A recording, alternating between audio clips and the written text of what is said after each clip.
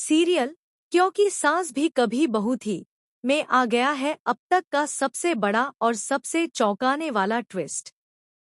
कहानी ने ऐसा मोड़ ले लिया है जिसे देखने के बाद हर कोई हैरान रह जाएगा। जहां एक तरफ वैष्णवी अपनी टूटी हुई जिंदगी को दोबारा संवारने की कोशिश कर रही है, वहीं दूसरी तरफ तुलसी की घर वापसी पूरे शांतिनिकेतन में भूचाल लाने वाली है। लेकिन असली धमाका तो तब होगा जब एक ऐसा राज सामने आएगा जो पूरे परिवार की किस्मत बदल देगा। जी हाँ, आने वाले एपिसोड में आप देखेंगे कि वैष्णवी अब अपनी जिंदगी की नई शुरुआत कर चुकी है। पार्थ के जाने के बाद उसने किसी के सामने हाथ फैलाने के बजाय अपनी मेहनत पर भरोसा किया। वह अकेले ही अपनी बेटी की परवरिश कर रही है और एक सफल सिंगल बिजनेस वुमन बन चुकी है। उसका बांधनी साड़ी का बिजनेस अब तेजी से आगे बढ़ रहा है और लोग उसकी मेहनत की मिसाल देने लगे हैं। वैष्णवी अपनी बेटी को किसी भी चीज की कमी महसूस नहीं होने देती। वह उसे अच्छी शिक्षा, अच्छा संस्कार और बेहतर भविष्य देने के लिए दिन रात मेहनत करती है।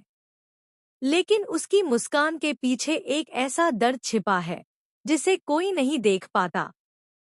जब भी वह अपनी बेटी का चेहरा देखती है, उसे पार्थ की याद आ जाती है। कभी उसकी आंखों में आंसू आ जाते हैं, तो कभी गुस्से की आग भड़क उठती है। उसे लगता है कि अगर उसने कभी तुलसी से मुलाकात न की होती, तो शायद उसकी जिंदगी इतनी बुरी तरह न बदलती।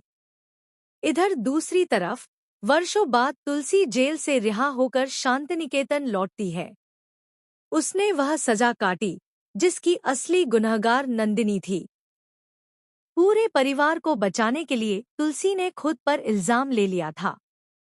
लेकिन जेल से बाहर आने के बाद जिस घर को वह अपना समझती थी, वही घर अब पूरी तरह बदल चुका है। शांतिनिकेतन के बीचों बीच दीवार खड़ी हो चुकी है। एक तरफ गौतम का परिवार है और दूसरी तरफ करण का। दोनों भाइयों के बीच नफरत इतनी बढ़ चुकी है कि वे एक दूसरे का चेहरा तक देखना पसंद नहीं करते।